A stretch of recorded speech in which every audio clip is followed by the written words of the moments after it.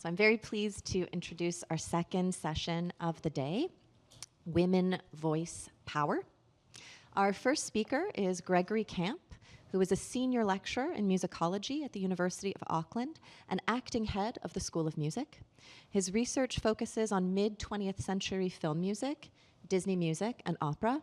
His next books are a monograph on music in the Disney theme parks, very excited for that, forthcoming from Routledge, and a mini anthology of opera libretto translations for the Oxford World's Classic series. Please welcome Gregory.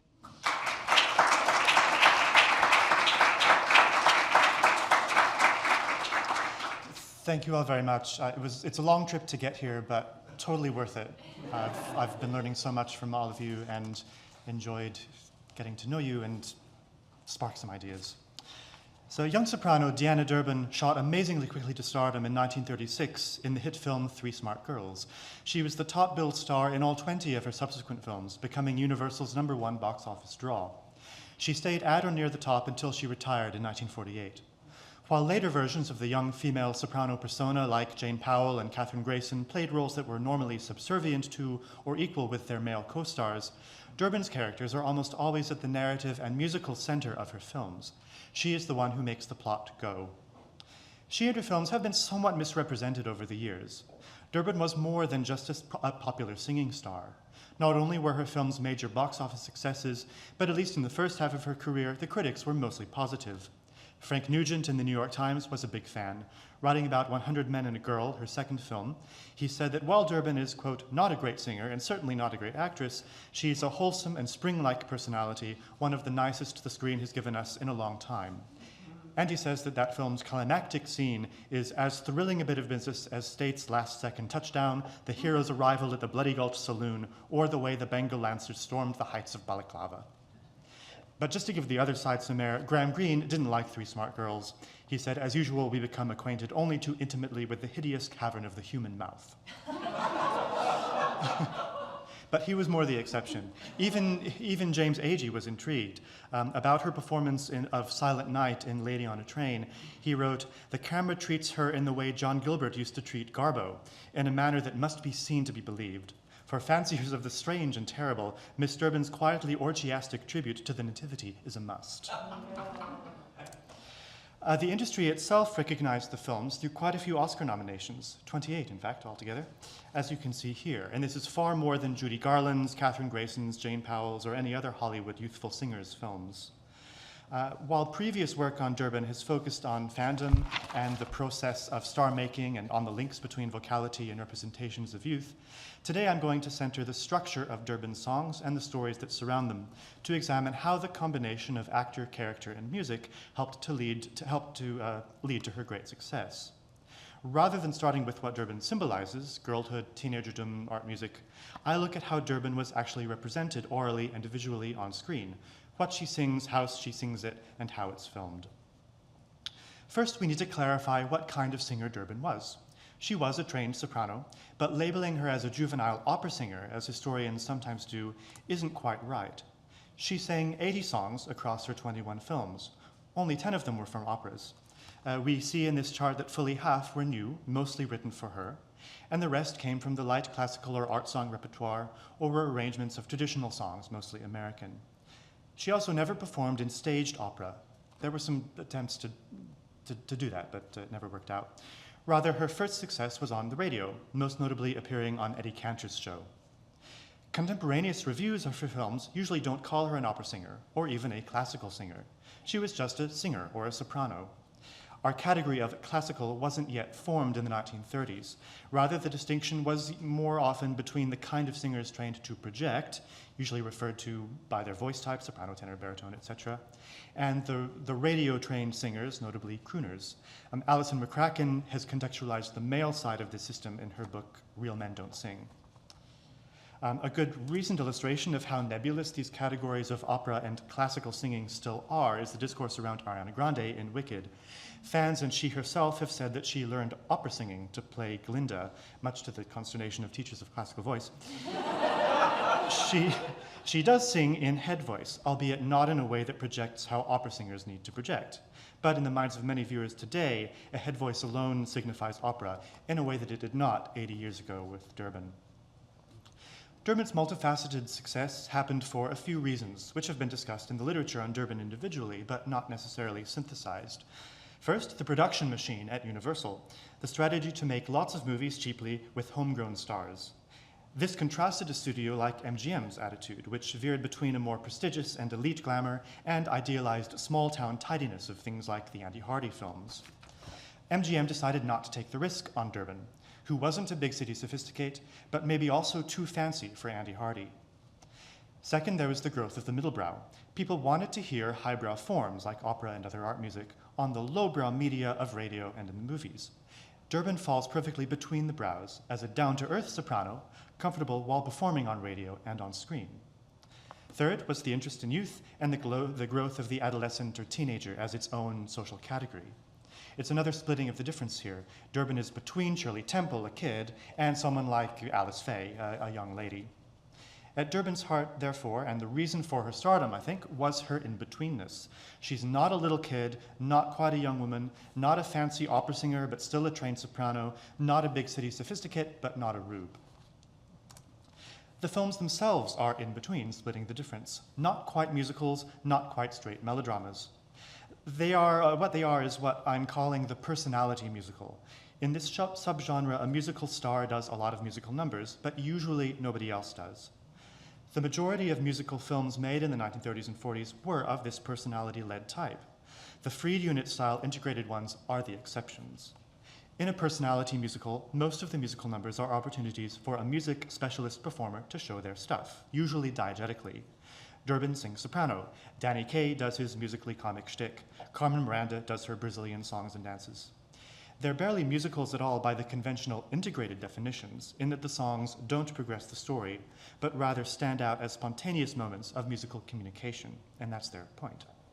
Histories of film musicals often either write these out in favor of integration or look only at the individual numbers, rather than thinking about how it all fits or doesn't fit together in the films as a whole. The personality musicals, like Durbin's, require us to rethink what a musical is. Rick Altman showed that in musicals, the formal discontinuity between speaking, singing, or moving, dancing is subordinated to the formation of the couple. That's true of book musicals of the integrated type, but it doesn't actually hold in most of Durbin's films.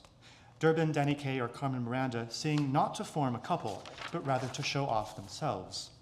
They tend not to sing and dance with their co-stars, usually performing either alone or with an anonymous chorus. Their dramaturgical discontinuity is what is emphasized. From this chart, we can see that Durbin sings at least 3 songs in nearly all of her films. In about half of them, she is the only one who has a musical number. Even when others share the musical duties, Durbin dominates. Only 6 of her 21 films have more than one number by anybody else. And 2 of those arguably feature a second musical personality, Leopold Stokowski in 100 Men and a Girl, and Donald O'Connor in Something in the Wind. It's probably the first time those 2 have shared a conference slide. But this also shows that splitting of the difference very well. Durbin is equally at home up with the haughty European conductor and down with the all-American youthful eccentric. Another personality equally at home in this period is Bugs Bunny. It's a Date and Christmas Holidays other numbers are all by different people and all are diegetic, for other examples. Only 2 of her films are at all conceivable as integrated musicals by the conventional definitions, Can't Help Singing, Jerome Kern, and Up in Central Park, based on the Broadway Romberg show.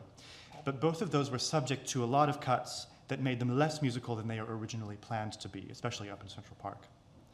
Unlike a Grayson or a Powell, whose characters are usually secondary or acted upon rather than active, Durbin is the fulcrum. She's the musical and dramatic power in the middle. This power is conveyed both structurally in terms of where her songs fit into the films and visually in terms of the mise en scène.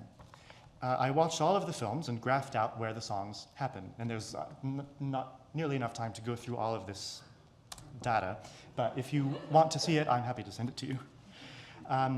We can see the songs are usually spread carefully throughout the films. Durbin sings something early on, something in the middle, and something more at the end. Other musical numbers and reprises vary the structures, and sometimes more songs are added in. But in almost all cases, at least 3 Durbin songs, whether they be new, classical, opera, or traditional, articulate the structure of the film. And I've color-coded them all here, so you can kind of get a sense of how they're distributed. There's some more. I'll Be Yours from 1947 is a good example. This is a film where Durbin dominates the singing. Early in the film, she and Walter Catlett sing a bit of their high school song to establish her character as a nice girl, rooted to her roots, her origins, and also kind to the elderly. The first main number in the film is Granada, one of the many light classical songs that she sang. Then she sings a newly composed song, It's Dreamtime, by Walter Schumann, and the film ends with Love's Own Sweet Song, which is loosely adapted from a Kalman operetta. In all cases, everything else in the film stops for Durbin to sing. Granada is a great example of Durbin's power in the mise en scène. I'll show you the second half of the song. We'll first see her in the center of a shot, then an insert of 2 men adoring her, then a tracking shot as she moves through the space, taking control of it with a powerful hands-on-hips stance. A very tight close-up then makes us forget anything else about the space. Then a crane shot shows her alone in the spotlight in the middle of a ballroom, totally dominating the space.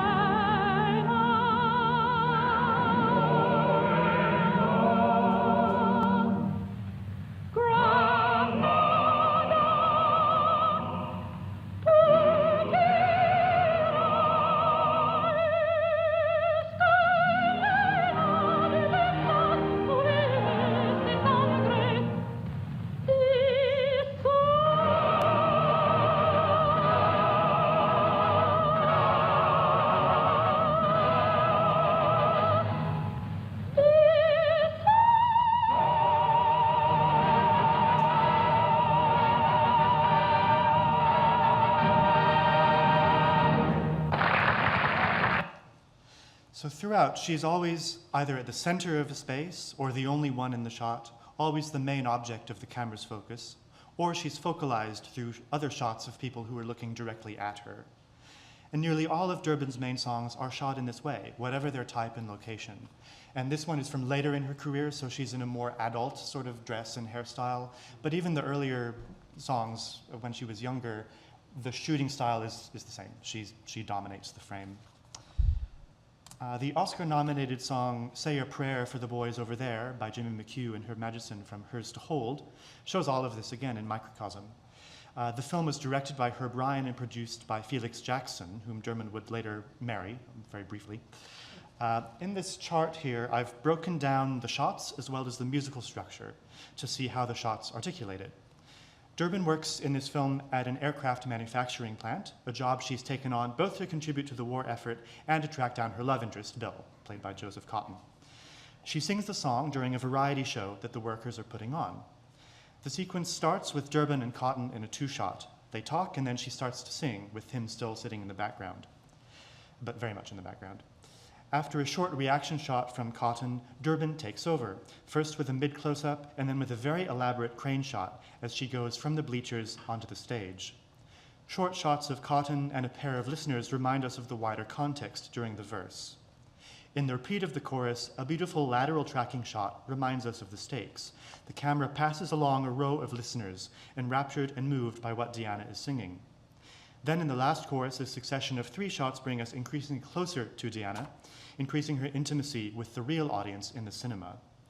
There are a couple of reaction shots of Cotton just to remind us that he exists, but this number is really all about Durbin and her public, both the stand-ins that we see on screen and also us in the cinema. We can slip away early and go dancing. Maybe we can just slip away early.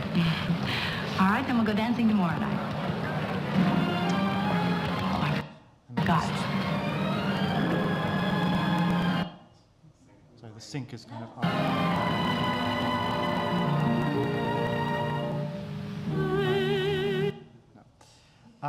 Let's see. I think if I go out of it and back in, it'll probably sync up appropriately.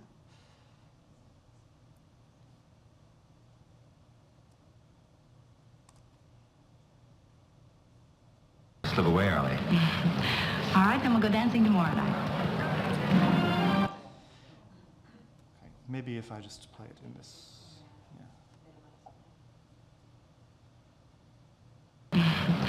All right, then we'll go dancing tomorrow night. Way early. All right, then we'll go dancing tomorrow night.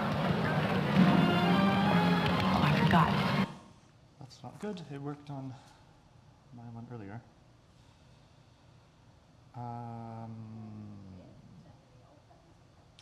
Yeah. Sorry, hold caller, bear with us.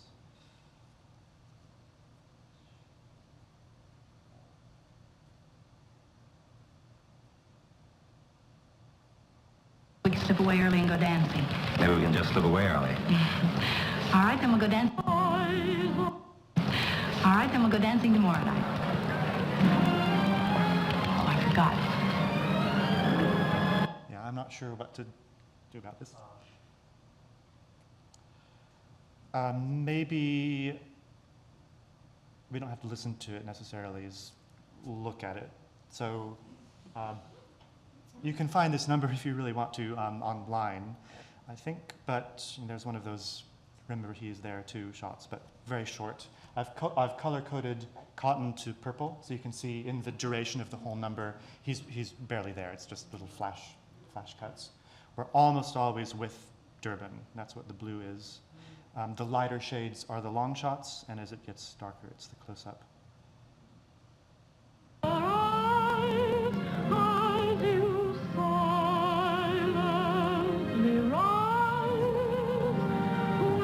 The lack of sync is annoying, but I will let you see this crane shot because it's quite impressive.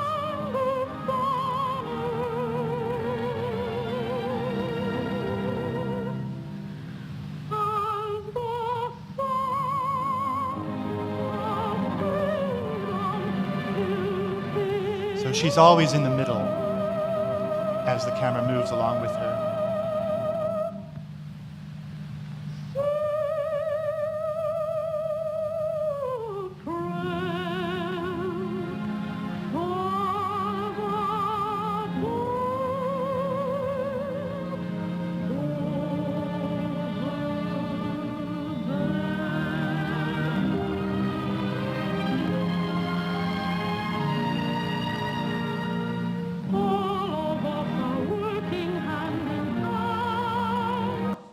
Then she sings the verse. It continues on, closer on her, and here's that beautiful tracking shot where we see everyone enraptured listening to her, standing in for us in the cinema, in our rows of seats.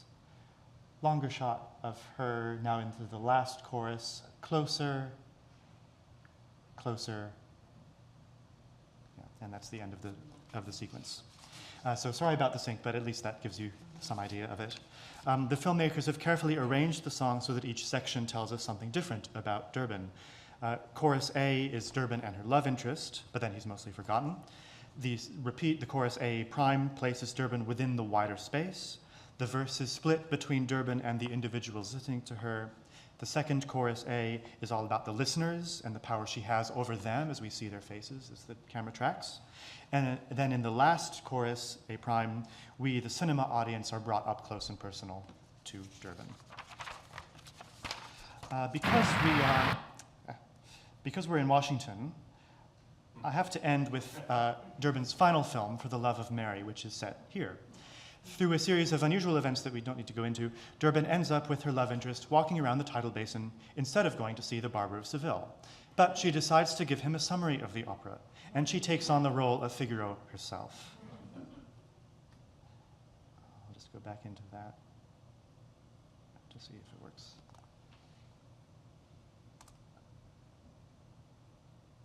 Oh dear. Qua, Figaro là, Figaro qua, Figaro là, Figaro su, Figaro giù, Figaro su, Figaro giù. Quante partite non sempre nel fulmine sono fatto della città, della città, della città, della città, della città. Bravo Figaro, bravo bravissimo, bravo Figaro, bravo bravissimo, ti fortuna, non mi chiederà. Bravo Figaro, bravo bravissimo, bravo Figaro, bravo bravissimo, ti fortuna, non mi chiederà. Sono io fortuna, la città.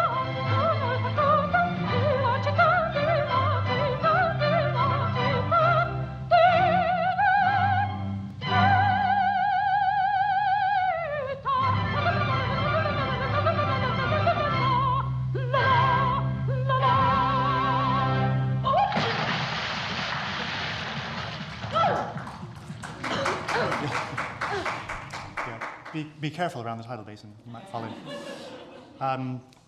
All of the other 10 operatic numbers she sings are from the soprano repertoire. This is the one exception where she's taking a baritone song, but it's fun. By virtue of being centered in the frame and in the story, Durbin stands apart from many of her colleagues in 1940s female stardom. And ultimately, Durbin showed her power by leaving. She married her dream man and moved to Paris with him, where she retired in 1948 and lived until she died in 2013.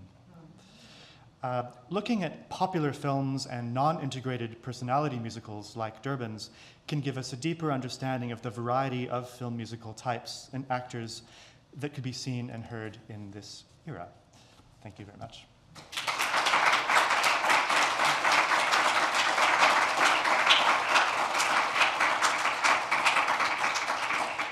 Thank you so much for this fantastic analysis. And it's funny to see Deanna Durbin sort of out of sync thinking about Jennifer Flieger's mismatched women. Yeah.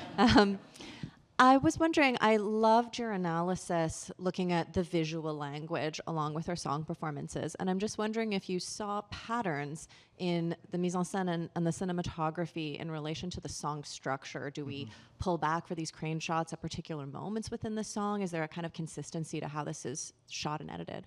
I think there is. The example that I showed is, I think, where it's most obvious because it's so clear: chorus, chorus, verse, chorus, chorus, and each of those has its own cinematic language around it.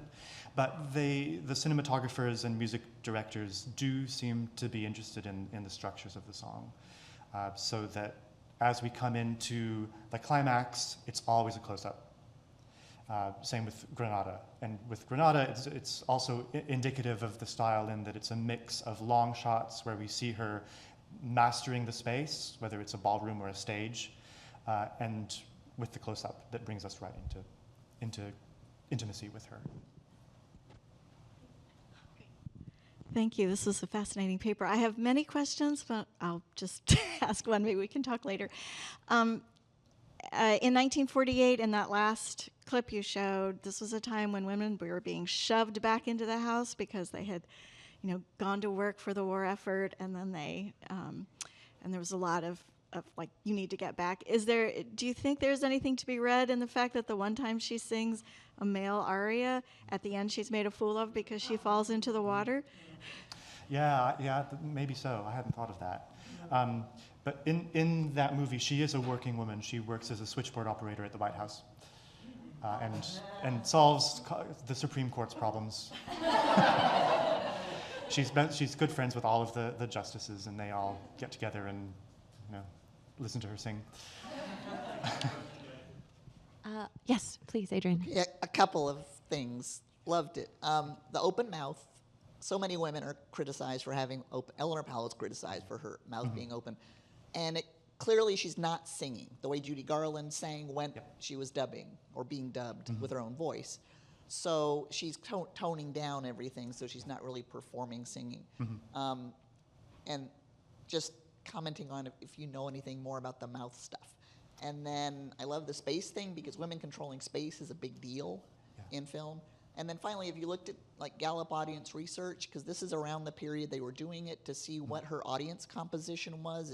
I assume she's more popular with women, young girls, younger women, urban. But I don't know because she might also appeal to. But have you looked at the Gallup audience research? Not as such. There's some other work on her that goes into it. Yeah. I guess that's it. But just if you can comment more about the voice dub, because from the very beginning there were articles about you can't learn to sing from the movies. Yeah. The truth about voice doubling in photoplay in the 20s. And whether the fact that she is really singing is part of the authenticity, although she's not really singing. Yeah, it's definitely her voice, but it's not, it's not live. It's post-synced. And I think with this type of quote-unquote classical singing or opera singing, it's especially heightened because of the labor involved in the projection. And that goes up to the present day with the HD broadcasts from the Met. And sometimes in the interviews, the singers will talk about being worried that with the camera right close up, how they're going to look, and even changing their performance to make sure that it's not too extreme, which is difficult at the Met because it's so big. You've got to contort in a healthy way to project in that space. And one last thing. To remind us that Joseph Cotten is there, to me it's flipped to remind us that a man loves her. Yeah. And that her singing is not putting him off, that he truly, is looking at her with desire, even though she is exerting authority and power. Yeah, that's a good point. And same with the adoring looks of the men in the other one. It's either they're in love with her, or they're paternal figures, or something that makes it safe.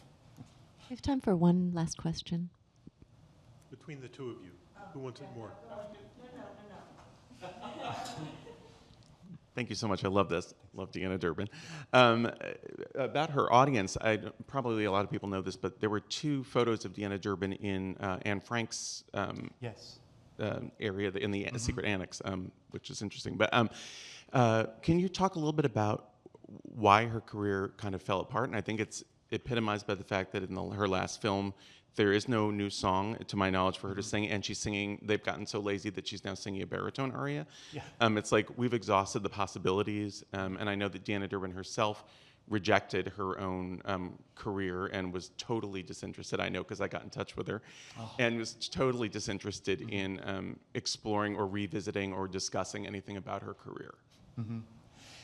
Yeah, it ties into the youth thing, because as she got older, the studio wasn't sure what to do, and she wasn't sure how to navigate that herself either. So they try with like Lady on a Train to put her in a noir kind of setting. Christmas Holiday as well. Christmas Holiday has the lesser song. Spring Will Be a Little Late This Year. Great song. Yeah. But she was still successful in maybe not as much as other stars of the time, but there were a lot of imitators as well, all throughout her career, other young women who were singing classical opera type music, none of them as successful, but there was a whole slew of them, of imitators, which shows her centrality in this. So I'm not really answering your question. There are lots of stories about coming up with titles and arguing about titles. Like there was one called Nice Girl fairly early on that the studio decided to add a question mark to. Yeah, in 1941. So it was just Nice Girl. And they thought they might get some more people in by Thinking, nice girl? Deanna Durbin? Of course she's a nice girl. Yeah. And she always was a nice girl in these movies. So I'll have to think some more about that. Thank you so much for your fantastic work.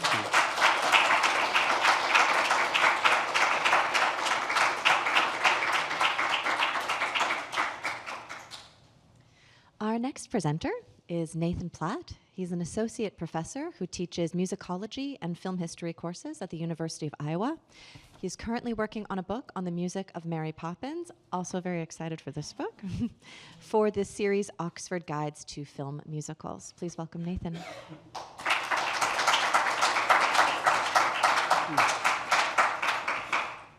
Thank you so much. It's an honor to be here, and thank you for being here in person and online. Can you hear me all right? Good. Let's see. The achievement of Meet Me in St. Louis may be measured in many ways. There's the charismatic performance of its star, Judy Garland, the exquisitely tended direction of Vincent Minnelli, the studio craftsmanship overseen by MGM producer Arthur Freed, and the standout original songs by Hugh Martin. These individuals' contributions are regularly noted in commentaries on the film. Sally Benson, whose semi-autobiographical short stories provided the basis for the musical, has received much less attention. An exception to this rule is in a recent article by Katie Jayasuriya that compares some of the film's themes to Benson's original stories. Nonetheless, this broader ode mission is understandable, as Benson's contributions to the film and its music have remained tucked away in archival documents. Hugh Martin himself referred to Benson as the unsung hero of Meet Me in St. Louis, so today we'll center Benson's role and show how her ideas profoundly affected how music is interwoven into the film. Benson's ideas on songs and story matter when we consider that the film's balance of these elements is one of its distinguishing features. As scholars like Rick Altman and Desiree Garcia have characterized Meet Me in St. Louis as a representative of the folk musical, with its story solidly anchored in a historically situated American family unit. And Richard Barrios concurs, noting that Meet Me in St. Louis, quote, was to movies what Oklahoma was on the stage, an unprecedented jolt of Americana that let song and script move each other along in near radical ways. Others, like Richard Dyer, Raymond Knapp, and Sean Griffin, acknowledge the film's exceptional integration of song and dance into its story, such that music seems never to interrupt forward narrative motion. The film's dual designation as both an American folk musical and an integrated musical are themselves interrelated. Richard Dyer notes that with the single exception of The Boy Next Door, Meet Me in St. Louis dispenses at a stroke with many of the problems of bursting into song plausibility by having the numbers, the kind of singing and dancing that people actually perform or performed in everyday life. In other words, musical performance in Meet Me in St. Louis reflects historical social life by setting songs within community practice. Furthermore, the several original songs written for Meet Me in St. Louis are outnumbered by a dozen musical selections that reflect the historical period depicted on screen, the first decade of the 20th century. And it is these qualities that Benson had a hand in shaping. My own interest in Benson's work and involvement arose indirectly. I've been working on a book, as noted, on Mary Poppins, and the author of the Mary Poppins novels, Pamela L. Travers, also participated in developing her stories for the Disney film musical. Her interactions with the songwriters, Richard and Robert Sherman, were infamously contentious and inspired the 2013 film Saving Mr. Banks, which is not a documentary, but is still very interesting. This made me curious about Benson's involvement in Meet Me in St. Louis because I frequently teach the film and have been curious about the film's distinctive mix of original songs and older songs drawn from the period in which the story is set.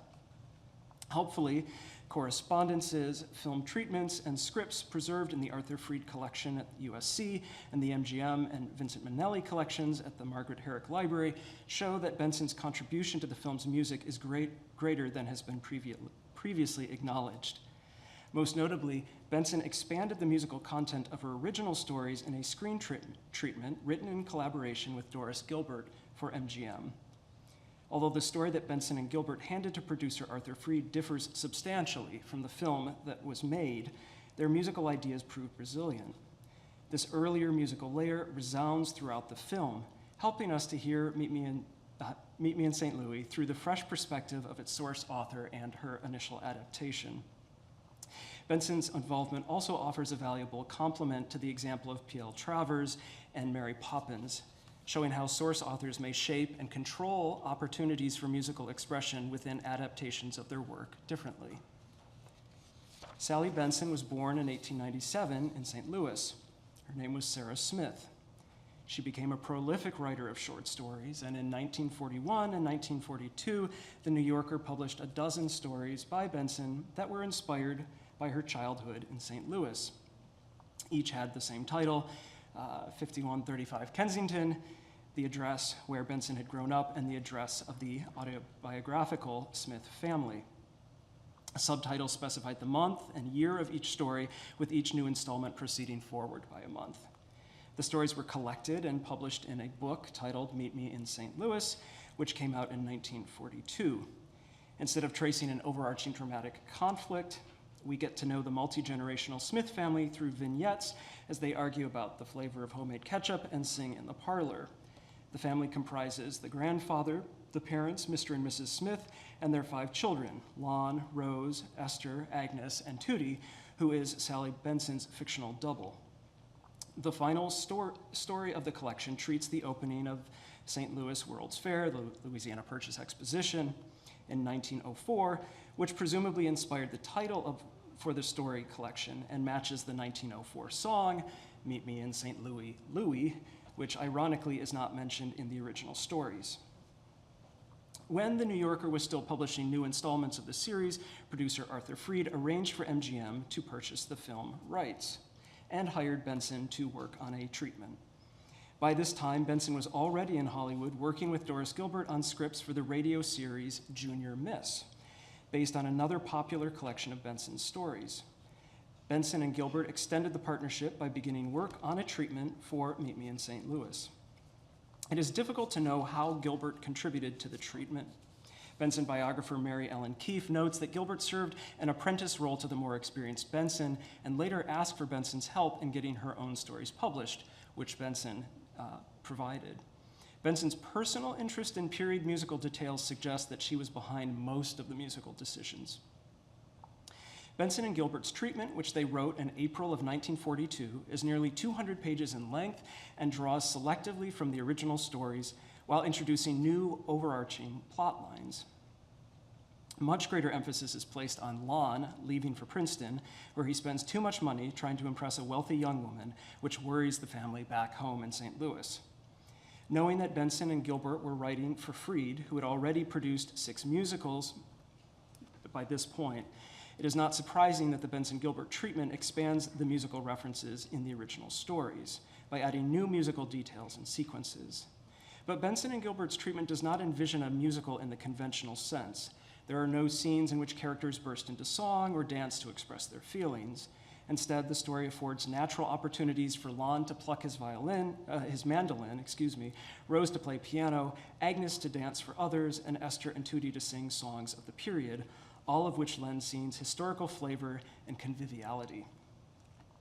To appreciate this new layer of musical activity, it helps to briefly survey the music of the original stories.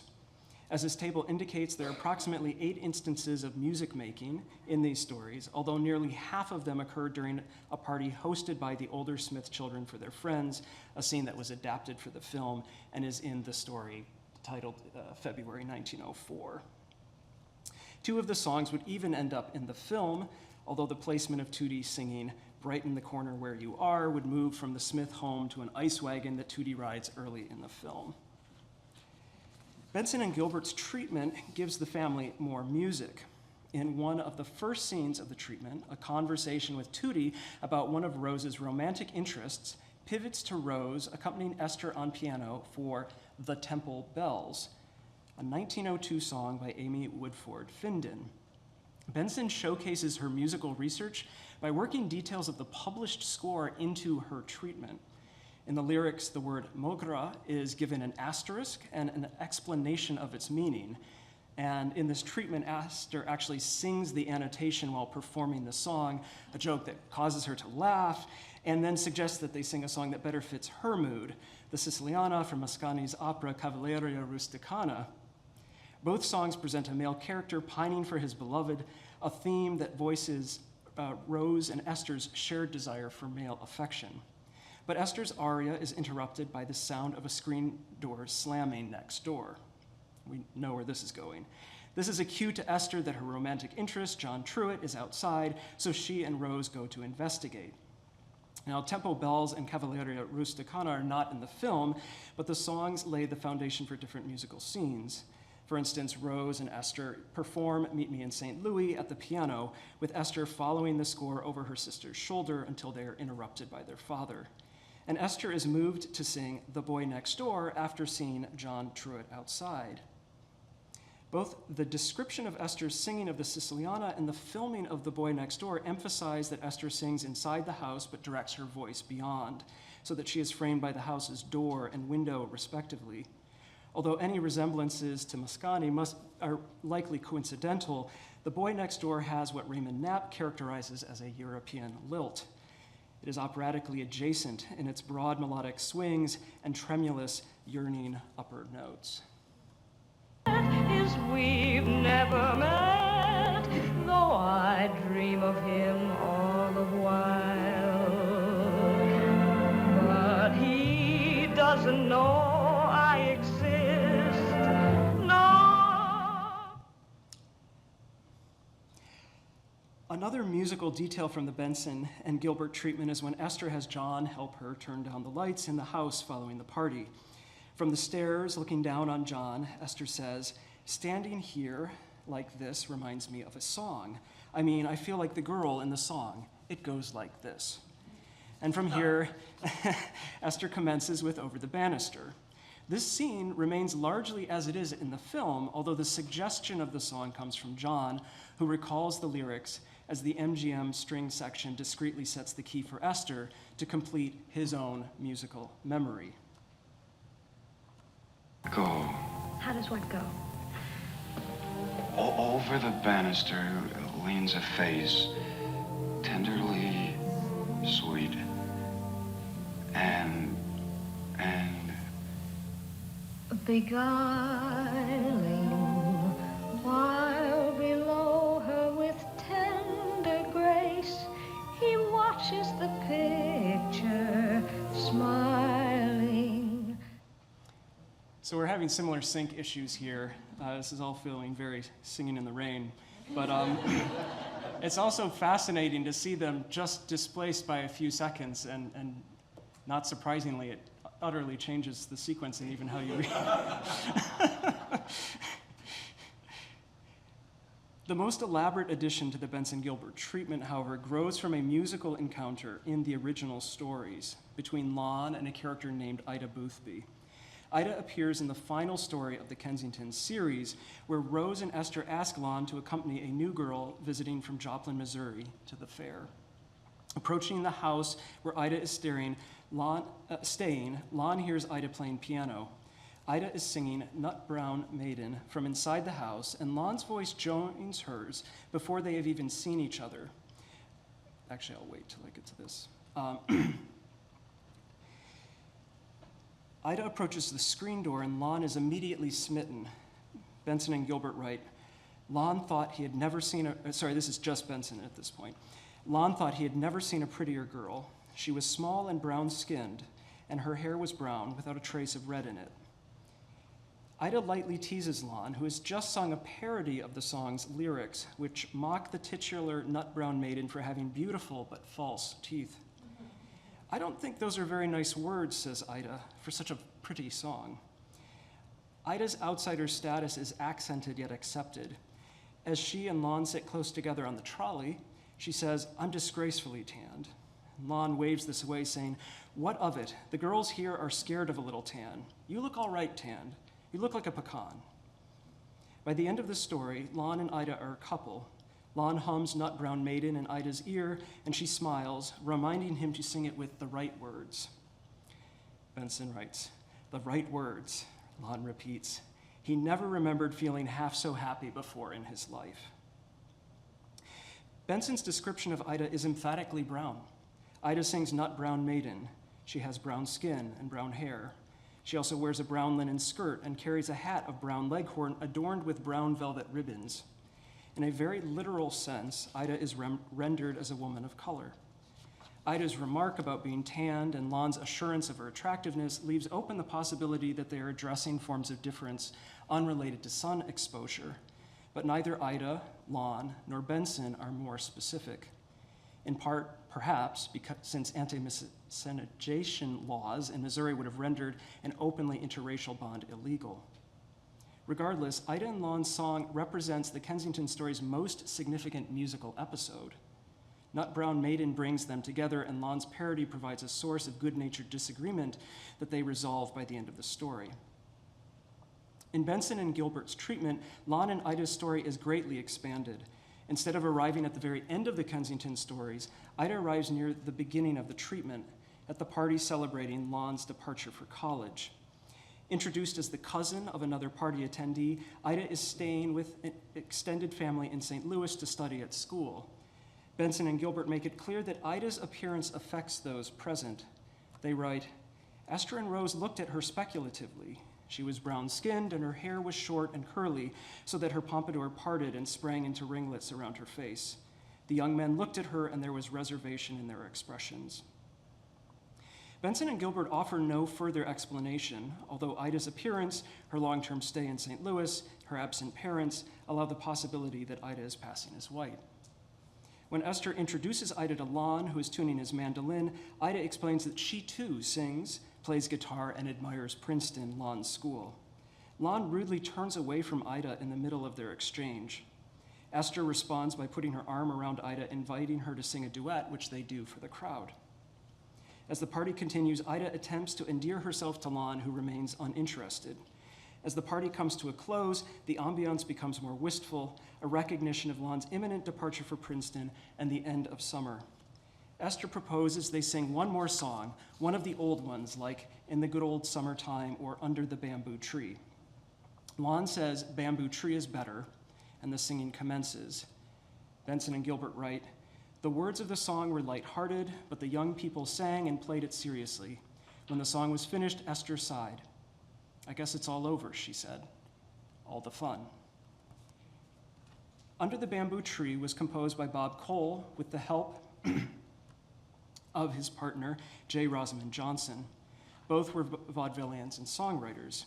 Published in 1902 with the assistance of J. Rosamond Johnson's brother, the celebrated author and civil rights activist James Weldon Johnson, Under the Bamboo Tree was interpolated into multiple Broadway shows and became a hit. The song is about a, quote, royal maid of dusky shade, whose marked impression causes a Zulu man to fall in love with her. The chorus features caricatured Southern Black dialect. Although the song's subject and dialect align it with blackface minstrelsy, its lyrics pointedly avoid the genre's most offensive slurs and tropes. The third verse makes an appeal to listeners that, although racialized, encourages broader identification. Quote, although this scene was miles away, right here at home, I dare to say, you'll hear some Zulu every day gush out this soft refrain.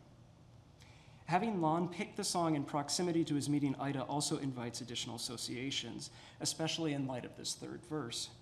Might the song be an indication that the dusky-shaded Ida has made an impression on Lon, even though he is unprepared to admit it? Or is Lon making a cruel play on Ida's obvious affection for him?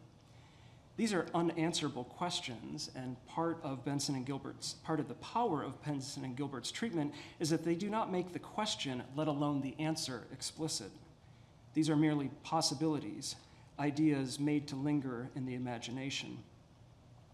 Nonetheless, over the course of the treatment, Lon comes around to Ida after he realizes that Lucille, the wealthy Eastern girl that initially captures his fancy, is irredeemably shallow. The end of the Benson-Gilbert treatment pulls directly from Benson's original short story, allowing Lon and Ida to reunite over the song Nut Brown Maiden. Now, as viewers of Meet Me in St. Louis well know, Under the Bamboo Tree is also in the film, even though there is no whiff of a relationship between Lon and Ida. Instead of a melancholy end to the party, Under the Bamboo Tree showcases the rapport of the sisters, Esther and Tootie, and by extension, the support of former child star Judy Garland for her younger partner, Margaret O'Brien.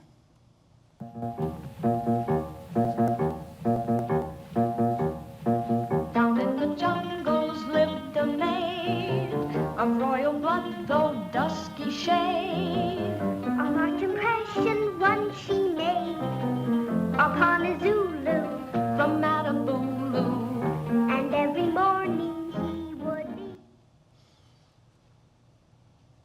After Benson and Gilbert's treatment was submitted, Benson submitted a list of additional songs that the studio might consider for their adaptation of her stories, allowing that, quote, these songs can be placed wherever you would like them, although she hoped that all the, quote, all the background music be really old music with nothing hoked up just for the picture. Benson also told Freed, I want you to know that I loved working for you. But after submitting the treatment, Benson stepped away from the film, and Freed assigned half a dozen other writers to work on additional treatments and screenplays. Each drew from Benson and Gilbert's version to varying degrees. In the end, the shooting script elevated Esther and marginalized Lon, and by association, Ida. Initially, I assumed Ida was cut from the story altogether, but the script lists her among the cast, and her difference is signaled not in skin tone, but in musical habit. At Lon's party, she plays Ethelbert Nevin's Narcissus on a cornet. Lon is still not impressed and carelessly tosses her instrument away afterwards. And she is also the butt of some physical humor when at the end of Skip to My Lou, she falls on the floor before being helped to her feet. And if you're listening closely, Lon actually calls her out by name during the square dance sequence, but you really almost have to know that that's there. Although Ida is demoted to a nearly anonymous member of the cast, Sally Benson's musical ideas remain notably resilient. Tootie's songs carry forward from the short stories to the film, and musical selections that Benson introduced in her screen treatment, Over the Banister and Under the Bamboo Tree, survived the transition to the screen despite much of the treatment's story being jettisoned. The tenacious presence of Under the Bamboo Tree is especially noteworthy, as its possible impetus as a response to Lon to Ida's introduction evaporated with the relationship, even as the song remains, a lighthearted, playful entertainment that brings nearly all of the Smith children together in music as Rose and Lon accompany Esther and Tootie on instruments. Nonetheless, the song's interracial resonances are not wholly dampened. A white family performs a song by black musicians about black characters whose lyrics nod to blackface minstrelsy while also appealing to our common humanity in a verse that is unsung in the film. Although the scene was miles away, it also happens right here at home, I dare to say. In the end, Sally Benson's historical and ethnographic sensitivity to music making remain audible and visible throughout the film. Her ideas ensured that Meet Me in St. Louis would become one of the most thoroughly integrated musicals ever made and a model for many musicals afterward. And the MGM film was only the start for Benson, who went on to write and adapt more film and stage musicals, including a 1960 staged version of Meet Me in St. Louis. By tending creatively to musical repertoire and historical musical practices, Benson offered illustrations of how music making in the folk musical might serve ends both naturalistic and nuanced, with songs of the past extending questions and even fragile possibilities to the present. Thank you.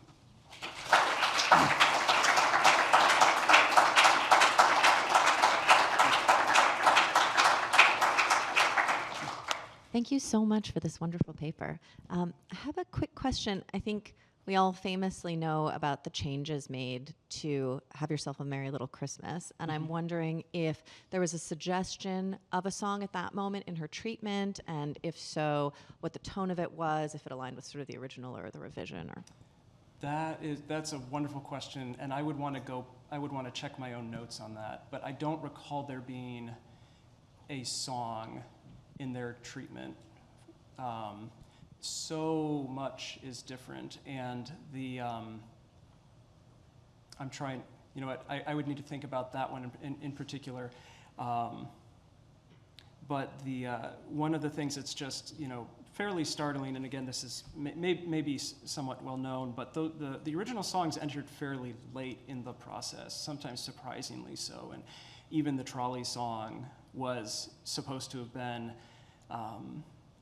was envisioned as just being yet another iteration of Meet Me in St. Louis being sung on the trolley up until quite late in the process. And so it is fascinating how well, and Hugh Martin writes a little bit about this, about the challenge of like coming in and working with his collaborator as well, Ralph Blaine, on making these new songs that were also needed to really kind of, in some ways, sound of a piece with all of this other pre-existent musical material. Yeah, thank you.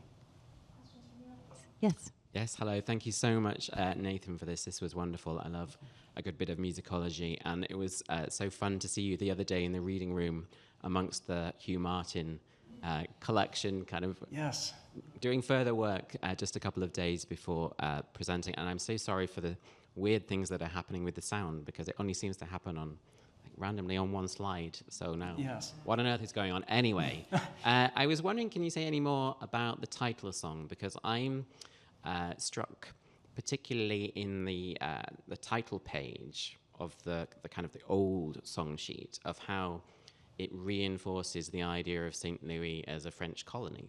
Mm-hmm. That it's named after Louis XIV, I suppose, and that by repeating the word Louis, it kind of reminds us of that. And we think quite rightly of Under the Bamboo Tree as a problematic song, but actually, even the title of the song and therefore the film actually draws attention to the colonial roots of this place and the whiteness of the place as it is presented in the film. And I wonder what the consequences of putting the two songs in dialogue rather than just thinking none of it's a problem apart from that one song. Right. No, I think that's a wonderful. I'd like to think more about that. Honestly, I think, as I mentioned, Benson actually wasn't that interested in this song, and I think partly it comes from her kind of, again, thinking about this in a somewhat sort of musicological, ethnomusicological way, which is the song is published in 1904. So the fact that they're singing it months before the fair and that they're complaining about singing it months before is technically anachronistic. It's not the only musical anachronism in the film, but I'm guessing that was part of the reason. The other reason being that the song is rife with jokes, right? It's not intended to be sort of an earnest, quote unquote, wholesome song at all. It's all about people running off to St. Louis because they've gotten in trouble elsewhere, right? And so, come, if you want to see me, you know where you can find me, kind of things. And what is also interesting about both the stories, and then the New Yorker stories, and then this is expanded in the treatment, is yes, this of going to the fair and just what a tremendously exotic experience this is in all sorts of ways. And the fact that Ida is encountered on the way to the fair, I think, is not insignificant either. But then that once they're at the fair, there's all of these anecdotes because they spend more time walking around the fair, and Tootie and Agnes, come back with stories of, women dancing suggestively, and all of these different sort of, the surprising ethnic and racial encounters that they have in this space. And of course, that's not really in the film at all. And so I think that, I think Benson did want people to sort of be thinking about that, not in a kind of overt, and here is the message that I want you to take home about how you should feel about these things, but that this is such a part of the experience you can't possibly overlook it, unless you're watching the finished film, in which case they've done a pretty good job of pushing it as far to the margins, but not wholly so, and I find that fascinating as well. Yeah. Okay. Hi, thank you so much. Meet Me in St. Louis is one of my favorite movies, and not just me, all my siblings, it's a siblings movie, so it's... Yes, yeah. But yeah, I'm really interested in when the period music kind of becomes more dramatic in the piece. I'm specifically thinking of Over the Banister, which you talked about, because for me, it starts out as oh, this is a song we both know and we're talking about it, but then it becomes something more, and because if you were really just talking about a song, you probably wouldn't sing through the entire the entire thing. And so, and it becomes almost like a love duet for them in a way. And I'm wondering if you could, if you have any more thoughts on that, and if any of that kind of thinking was present in their initial treatment. Yeah, no, that's such a great question. And so one of the things that I find interesting about reading the treatment it really is a work of, it is a literary work, and so many of the possibilities that it offers would be actually problems if you were to realize them on the screen. Some in a sort of logistical sense, because music is handled so differently. Sometimes Benson will just mention lyrics, and she won't identify a title or anything, and so in some cases I actually had fun trying to figure out what these songs were because of, she doesn't identify them. And in some cases, she'll identify the song, but she'll give no indication of how much of it is sung in kind of the way that you're pointing out with Over the Banister. I think she does, in that case, actually list the, like how many lines would be sung. And what's interesting in subsequent treatments, other writers had issues with that, and so they would actually take out some of the lines, or they'd have John interject with something, and at any rate, it's interesting to just see people sort of puzzling over that. And so, and I think, that issue, this is not quite your question, but I think the question of how would Ida's story be rendered visually in 1940s Hollywood is not the only reason, but certainly one of the reasons why it probably went away, because how do we indicate this sort of racial ambiguity in a way that is truly ambiguous, because Hollywood is so adamant about kind of keeping such ambiguities at bay, and so through casting, through makeup, et cetera. But I think that particular moment is, I just love that moment in the film, and I do think there is something really special about that. Was an idea that Benson and Gilbert had that I feel like meshes very well with just as Martin and Blaine are trying to sort of write in this particular way that sort of speaks to this earlier era, the Garland's performance and Eden's arrangement kind of like dovetails so well with the more contemporary music, or the original music, in a way that's really beautiful. Yeah. Thank you so much. Thank you.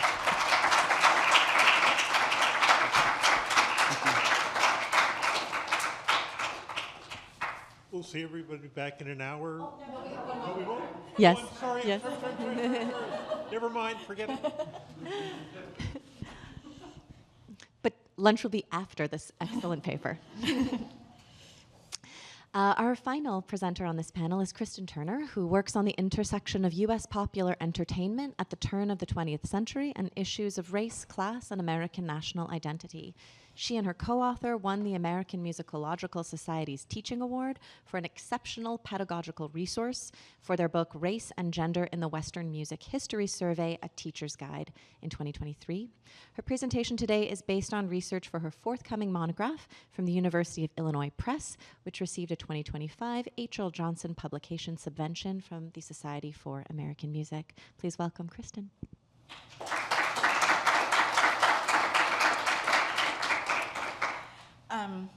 I should say, I didn't think I had left it out, but my co-author's name for that book was Horace Mexiel, so I just want to make sure we get his name in there.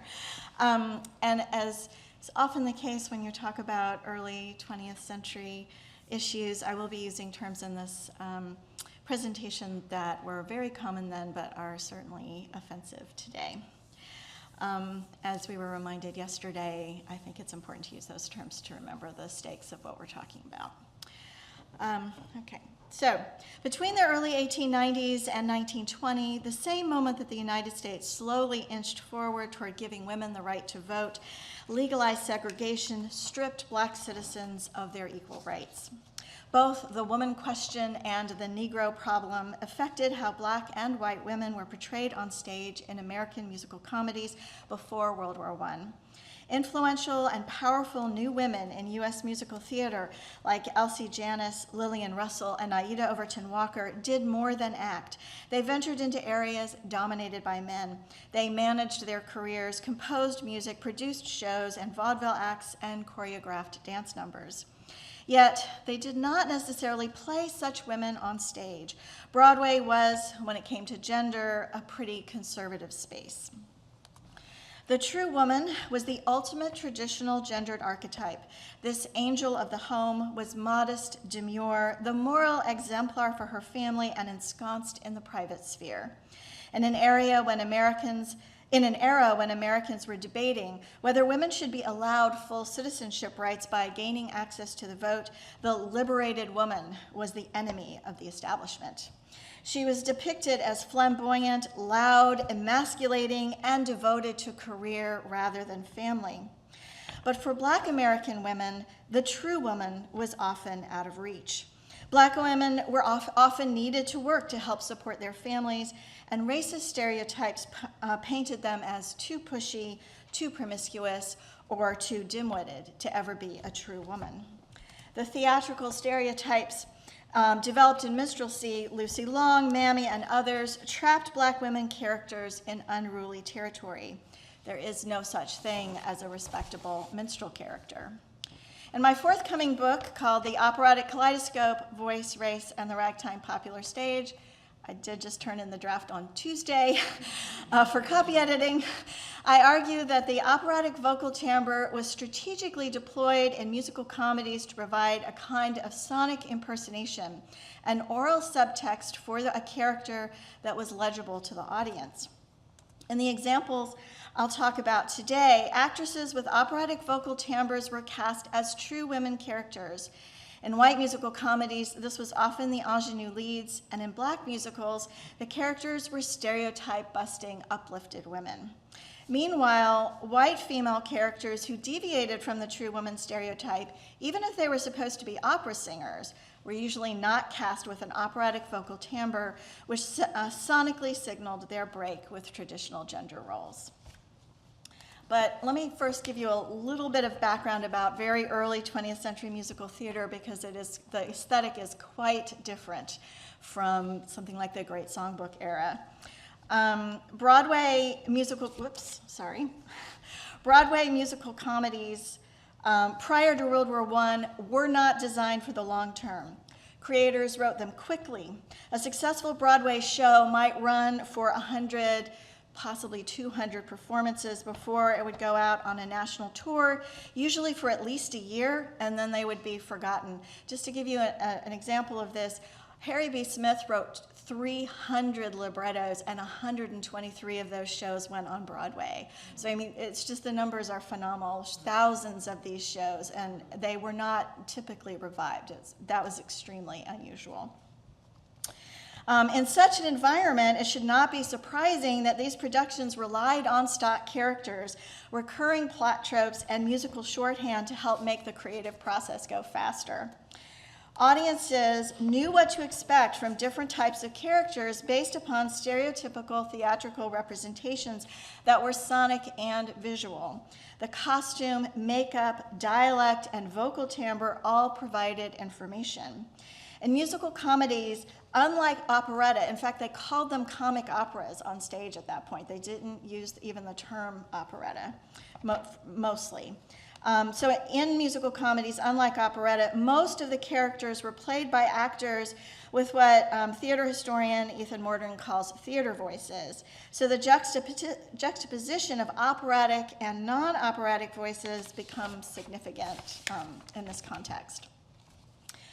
You may also be wondering how I could determine an actor's vocal timbre without extant recordings, because there are very few of them. Especially for the people I study. The operatic vocal timbre implies the results of classical training. A singer with good breath control who can perform with a wide dynamic and pitch range while producing a relatively consistent, highly resonant sound, including vibrato. Although I listened to recordings when I could, I've primarily relied on 3 indicators when evaluating a singer's vocal timbre. The first is the singer's musical education. The next is documentation that they performed operatic repertoire during their career using traditional performance practices. And the third is critical accounts that employ typical descriptors for the operatic voice. That is operatic, powerful, rich, sweet, sometimes pure, and for Black singers, often that they had a white voice. When I refer to someone as having an operatic vocal timbre, I can prove at least 2 of the 3 categories fit the profile of the singer. Because complete documentation for most of the people I study is very rare, I often cannot evaluate all 3 categories. While the sound the performers produced is important, the perceptions of the critics and audiences are more important to me. If the public thought that an actor had an operatic vocal timbre, then they or the characters they played were received as such. So even if we might be able to go back in 1900 and say, oh, no, that's something else, I don't think, for my purposes, I'm not sure that that matters as much as what people were saying about them and how they understood those voices. Nina Sun-Eidsheim, Alison McCracken, Jennifer Lynn Stover, Kira Thurman, and others have explained that listeners understand sound through racialized, gendered, and classed stereotypes. Eidsheim writes that when hearing a voice, listeners automatically ask the acousmatic question, who is it who is speaking? Of course, in this case, who is singing? The response to this acousmatic question is predicated on the listener's understanding of the cultural implications associated with the vocal timbre, language, accent, and repertoire that they are hearing, which are culturally, geographically, and temporally specific. In my study of the role of opera in popular entertainment during the ragtime era, I have found that these observations apply to stock characters and musical comedies as well as real people. Opera was connected to highbrow, elite music and genteel people, and the operatic vocal timbre was deployed as a sonic representation of those same characteristics. To understand how gendered stock characters and operatic framing manifested in a Black musical comedy, let's turn to Rufus Rastus, which toured between 1905 and 1908, directed by its star Ernest Hogan, which had multiple characters connected to opera and included an unusual number of actors in a Black show who could sing with an operatic timbre, including Abby Mitchell, who's well known now because she was the first Clara in Porgy and Bess, F. Fowler Brown, Lucretia Knox, Sarah Green Bird, Carlotta Freeman, Alice Mackey, and Anna Cook Pankey. I know some of these pictures are not great, but it's very hard to find pictures of these people, these actors. Hogan cast actors with operatic voices to play characters of authority or elite status. Sophronia, or Sophronis in some sources, is the head housekeeper of the hotel that provides the setting for much of the musical. In real life, this was a position of authority, which explains why Sophronia was played by Anna Cook Pankey, an experienced actress nicknamed the Black Nordica. Pankey sang the Act 2 opening chorus, The Isle of Repose, by the production's musical director and opera composer, H. Lawrence Freeman. He wrote at least 20 operas. Black critic Sylvester Russell wrote that it was one of the finest classical gems in the show. He praised Pankey for the purity and richness of her tones and power in fortissimo that now places her second to none as a great singer. Without an extant script, it is impossible to determine Sophronia's role in the storytelling, but this vocal number establishes her as a genteel woman. I have to say that there is a very early version of the script at the LOC, but it bears no resemblance to what any of the reviews tell you about. The characters are all different, so it's really not helpful, unfortunately. In a white show, a Black housekeeper would have been played as a comedic mammy stock character by a white woman in blackface, and if assigned a solo, would have performed a coon song. Over Rufus Rastus's multi-year run, Abby Mitchell, Lucretia Knox, and Mamie Emerson played Mandy, the prima donna of the Ragtime Opera Company. Corita Day played the lead of a theatrical troupe called the Coontown 400. In real life, traveling theatrical and vaudeville ensembles like the Ragtime Opera Company and the Coontown 400 did not program opera and were sometimes quite lowbrow, even burlesque companies.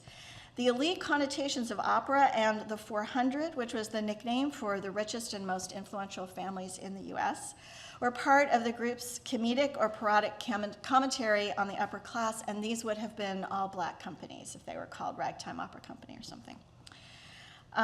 Casting opera singers to play Mandy suggests that in Rufus Rastus, the Ragtime Opera Company was supposed to be a real opera troupe. When Abby Mitchell played Mandy. She interpolated Mandy Lou by her husband Will Marion Cook into the production. Mandy Lou is a lightly syncopated sentimental song with a lovely but simple melody that would be stunning when performed by a singer with excellent vocal control. Other sopranos in the part performed My Mobile Mandy, another sentimental song that Freeman transformed into what musicologist Lawrence Gutkin calls, quote, an ornate four-part arrangement. Although it's unclear how Mandy contributed to the plot, she was clearly taken seriously as an accomplished soprano. Selena Giltedge, played by Carita Day, is, I think, the typical true woman of this show. She's loyal, steadfast, and a comfort to the man in her life, played by Ernest Hogan. Her name implies she is from the upper class. Although Day was not an operatic singer, critics always praised the quality of her voice. Day was fair-skinned, conventionally beautiful, and known for her lithe figure and graceful stage presence. Her physical appearance provided the role with a subtext of respectability that an operatic vocal timbre accomplished in other instances. Reviewers wrote that Miss Selena remained faithful to Rufus, who was always in hard luck. And that's Ernest Hogan's character. Rufus was cheered only by the thoughts of Selena Giltedge, who was also rewarded owing to her faithfulness to the one that she thought might someday be more than a bootblack, according to the Indianapolis Freeman on the famous page 5. Unlike in most white productions where the true woman is either in the home or returns to the home to fulfill her proper role after realizing what she really wants is a husband and children, Selena maintains a career of her own. Her respectability derives in part from her accomplishments as an actress, not only from adhering to the separate spheres. The situation in all white productions is a little different. For this paper, I'm using The Office Boy by Ludwig Englander and Harry B. Smith as a case study. The ingenue's operatic vocal timbre affords the otherwise retiring and genteel true woman enough power to reform her immature love interest and gives her romantic daydreams a respectable luster. Meanwhile, the wealthy operatic prima donna, played by an actress without an operatic voice, overpowers and demeans the emasculating men who follow her around. She is unable to replicate the ingenue's operatic gentility. The Office Boy is a standard American reimagining of a European theater piece. The show was producer Charles B. Dillingham's first musical comedy. He managed Frank Daniels and picked the work to showcase his client, a famous singer-comedian with a successful career in comic opera. After running for 66 performances on Broadway, the show went on to a successful national tour that lasted for several years. The musical's plot revolves around an aging office boy or clerk named Noah Little, who works for the law firm of Cheatham and Ketchum. He is the somewhat disreputable comic grifter and fool who is the male lead of many musical comedies. Noah chases a fortune and the ingenue, Euphemia von Twiller, by pretending to be a lawyer and a famous jockey.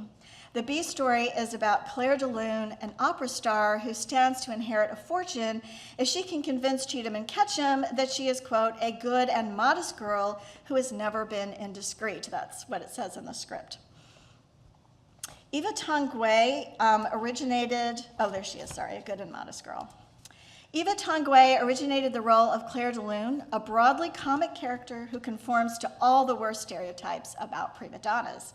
She is aggressive, greedy, conniving, and determined to achieve her goals no matter what. The ongoing joke is Claire's inability to pretend she is respectable. Her prima donna's ego and sense of entitlement always shines through. Claire represents a convergence between class critique and gender anxiety. The character plays on the trope of the greedy European diva always looking for a higher salary. Musicologist Larry Hamberlin argues that this view of operatic vocalists, which runs through musical comedies and Tin Pan Alley songs, was the result of the threat to the patriarchal social order presented by women who, through singing, have become independent professionals or otherwise are able to flout convention. In the midst of the fight over suffrage, the character of the opera star in a white musical comedy was often a magnet for the fear that professional women would displace men in the workforce and stop deferring to their husbands at home. This is in marked contrast to black shows where opera singers are voiced with operatic vocal timbre and in many instances aren't part of the plot at all. Instead, they sing real opera arias as part of onstage entertainments like upper-class salons or church festivals. Bohemia, Claire's opening song, cements her as the operatic prima donna stock character. The first verse recycles standard myths about the diva, including her disruptive behavior and unladylike boastfulness. You see in me a diva of the opera known as grand. In Wagner, I'm the brightest of the lights. In German or Italian, I'm the finest of the land, and my salary keeps Mr. Grau up at nights. There is no one who can beat me for caprices and for frills. I never say as much as by your leave. When I turn on the fireworks of vocalizing trills, it sounds like 12 o'clock on New Year's Eve. The text name drops Richard Wagner and Mr. Grau, who's Maurice Grau, the Metropolitan Opera's real manager at that time, who was paying Claire a large salary for her showy vocal expertise. Claire is all a diva is supposed to be, but Eva Tanguay was no opera star, and the music does not try to imitate operatic musical conventions. The piece's humor derives from the combination of a text reflecting a prima donna's point of view performed by a woman who is clearly not an opera star. To increase the hilarity, the script directs that after singing the song's last line, Claire should introduce a bit of grand opera, the Jewel song from Faust, or something similar, business of imitating the reception of bouquet. Tanguay was a talented dancer, physical comedian, and vocal gymnast. No doubt she played up the dramatic bows and delighted acceptance of the post-performance bouquet for all it was worth, while singing a burlesque version of the Jewel song, an aria that was a staple on the popular stage. Marguerite from Faust is a diva's role, but she was also a beloved example of an operatic true woman in the U.S. The song and pantomime poke fun at pretentious operatic conventions and highlight the differences between Claire and a respectable woman. The operatic women who sing with an operatic vocal timbre in white musical comedies are those that give up their careers at the end of the show to be wives and mothers. Respectability comes at the cost of a career. Claire persists in her gender transgressions during the second act when she sings Summer Proposals, which makes fun of 4 men who have asked to marry her. From a modern perspective, we might celebrate Claire's agency as she insists on marrying a suitable husband, but viewed from the plot's perspective and in keeping in mind early 20th century sexism, Claire is too powerful. She might be protecting herself, but at what cost? The societal cost of Claire's strength is apparent when we look at Reggie Higgins and Percy Wiggins. Now, I don't think they're in this picture, but I had it, so I thought, oh, I'll show it to you. So Reggie and Percy trail after Claire throughout the show, hoping she will pick one of them to marry so they can live off her income. The character actors who played Reggie and Percy had minor careers. Their vocal timbres are unclear, but it hardly matters. Both characters only sing in large production numbers with Claire. Where she goes, they go, and their voices are overpowered by Claire and the chorus. The patriarchy cannot survive the challenge of a working woman in Broadway musicals. The wealthy but inexperienced Euphemia is Claire's opposite and was first performed by Louise Gunning. The pairing of 2 female characters with such conflicting attributes, the respectable true woman and the unruly troublemaker, is quite common in stage musical theater of all types and predates musical comedy. Obviously, Carmen is a great example. Euphemia is an unrealistic dreamer who longs for adventure, but not for herself. She plans to live vicariously through a heroic husband. None of Euphemia's music is particularly operatic in character. It does not require a large range. There are no coloratura of vocal gymnastics or long bel canto phrases. Englander was not known for his melodic finesse, and the simplicity of Euphemia's music may reflect his limitations as a composer as much as anything else. Considering the positive reviews she received, Gunning's vocal skills seem to have allowed the audience to experience her music as something closer to opera than the scores would suggest. Almost all the critics described her similarly to the Rochester Democrat and Chronicle. Pretty, sweet-voiced, dainty, and ladylike Louise Gunning greatly pleased the audience and won a considerable personal success with her first act solo. Gunning's voice was, for critics, a sonic indication of her real-life personality as well as Euphemia's conventional goodness and respectability. The Rochester Democrat's critic also recognized the power of Gunning's operatic timbre. The author notes that Miss Gunning did her best work and most clearly showed her expertness and value to a comic opera company when she was leading and dominating a big ensemble in the drum and fife song in the second act. Louise Gunning's powerful operatic vocal timbre does not threaten the gender hierarchy because it is captured in the refined parlor. A true woman derives her power from her duties in the home. Englander plays with musical comedy's conventions to provide a comedic subtext to Euphemia's character. Rather than writing a moving ballad or even a tuneful waltz to accompany Euphemia's longing for love, he composed a rousing march and a song of a drum and fife. Even her more conventional sort of I Want song, which they didn't really have those then, but it's similar, the text is similar. So the song is the ballad A Maiden's Heart. It features a melody that hops around in thirds and fourths using dotted rhythms that hardly resembles the heartfelt lyrical tunes usually composed for such songs. Englander's musical jokes at Euphemia's expense had the potential to undermine Gunning's sonic impersonation of a true woman, but her voice seems to have made the bigger impression on critics. White musical comedies deliberately employed and withheld the operatic vocal timbre to provide information to the audience about the gentility and respectability of the characters they saw on stage. Women who broke gender norms were often treated harshly in shows that sought to be funny while also upholding traditional societal values. The theatrical tropes and stereotypes found in white productions are present in black shows, but usually modified to account for the minstrel stock characters that black creators inherited. Although contemporary attitudes about gender are certainly reflected in black shows, opera's connections with respectability were paramount for black creators. Unfortunately, the vast majority of scripts for black shows from this period have been lost.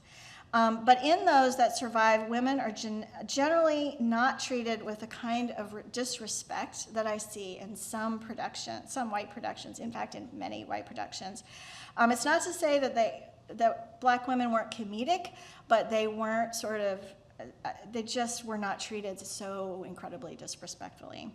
While black male comedians played dim-witted gamblers and con men, women characters are treated more carefully. To be a black woman on stage was already to be unruly. Thank you.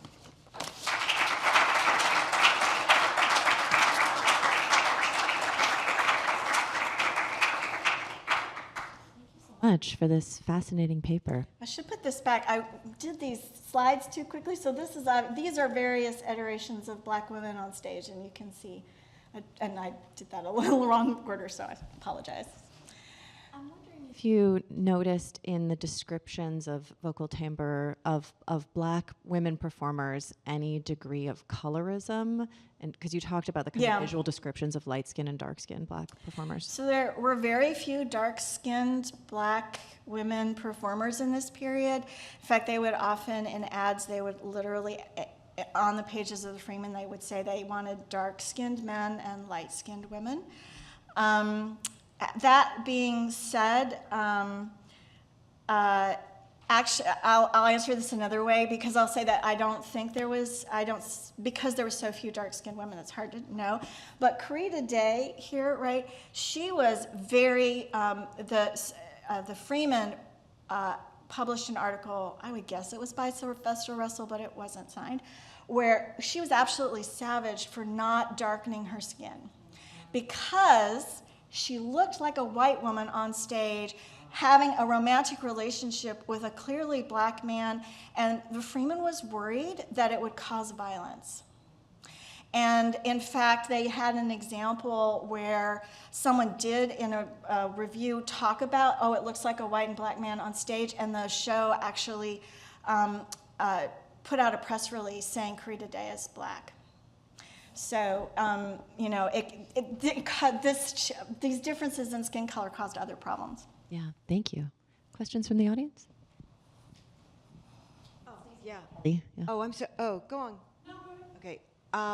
Thank you. This was fascinating and a period about which I know nothing. Well, now I know 20 minutes worth. And I'm really, really excited for your book. Really excited. Thank you so much.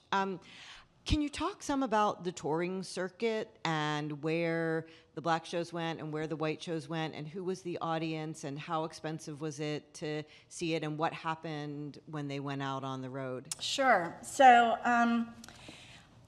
this it was a time of deepening segregation, but it was before there was any kind of robust all-black touring circuit in theaters. So Tobo was not founded until 1920. And so there were black-owned theaters where, like, black vaudeville. So I call, like, I've always said Isham, but Leigh and I had this, like, is it Isham or Isham? We don't know. But, like, Oriental America and those shows, they would sometimes go to black-owned theaters someplace, but most of the time, all these shows were playing in primarily white-serving theaters. But you do see ads where they would say, we're opening up the whole balcony to black audiences instead of just the back rows or something like that. And you'll get like reviews that say, oh, this show was very balcony heavy or top heavy. And what that meant is there weren't as many white people and more black people in the audience. And I think sometimes they might have, there's even some coded language in some ads I've seen that make me feel like, sometimes say when the Black Platy Troubadours, which was another, is very similar to Oriental America, kind of vaudeville-ish show. In fact, they're called vaudeville touring shows in the theatrical guides at the time. Those kind of vaudeville shows would be, they would say something that made me feel like they would actually have sold the whole, they wouldn't let white people buy the theaters, buy the tickets. They only wanted black people to come because they didn't want to have, especially in the South, they didn't want to have the potential of having an integrated audience on the floor. So they would just say, well, this is a show for black patrons. And I think in the white show, but there's definitely white people that were going to these shows. And then for the white musicals, they were traveling the same theatrical circuits, which were pretty much all controlled by one big theatrical monopoly called the Syndicate, and then later the Shubert Brothers. And that would be a mostly white audience, but there are definitely black and other people of color would be going to those shows as well, but I think a much smaller number. Black patrons really liked these all-black shows, and they definitely showed up for them. Hey, your answer might just be no. Okay. And that's okay. I may have missed it, but as soon as I read the title of your paper, I thought of Kathleen Rowe and her book, The Unruly Woman. What is it? Gender and Genres of Laughter. Right. And I was wondering if you had thought about Rowe at all, if you came to that, and her notion of excess. Yeah, no, I'm not familiar with that particular book and notions of excess. I would say in this period, especially performers that were seen as operatic, they did not want to be excessive in that, and they, I'll give you an example. I don't have this picture in here, but, so if you go back and look at, so one of the people that came up last time, where is Maddie's picture? Here. So Maddie Wilkes here, she had an operatic voice. She was married to Ernest Hogan. There's a picture of her when she was with Isham's troupe where she is clear, that shown yesterday, that she's clearly dressed as Carmen. Well, a lot of Carmen characters, when white women played them, they would get very, like, they'd look straight at the camera and they would like lean back in this like really sexy pose, or they would be dancing or something, and that is not how they posed her at all. Her hands are like this, but she's just doing this and that's all. And I think someone, maybe it was Sunny, said yesterday, like when Aida Overton Walker did her Salome dance, it was the most straight-laced Salome dance out there. So they were always, my reading of it is that Black women were trying to not be excessive in this kind of stage presentation because then they looked like minstrel characters, and they were trying not to be minstrel characters. I wonder if there's a reverse, a way that the excess is the lack of excess, the lack of... Right. Well, you could say that as like... Right. I mean, they were being excessively respectable, right? Yes, in that sense. But I think in the sort of like, at least the characters that I'm most closely studying, I feel like they were always trying to rein in that part of their stage personas. But, certainly there were plenty of Black actresses that would not have had this voice, and it's so hard to know exactly what they were doing on stage because there are so few scripts and so few pictures, and many shows, especially the Paikin Theater shows in Chicago, they did 60 shows and not one script has survived, and we have almost no art from that, and so it's really hard to make these generalized statements because actually we have like maybe a sixth of the scripts left from the shows in this period.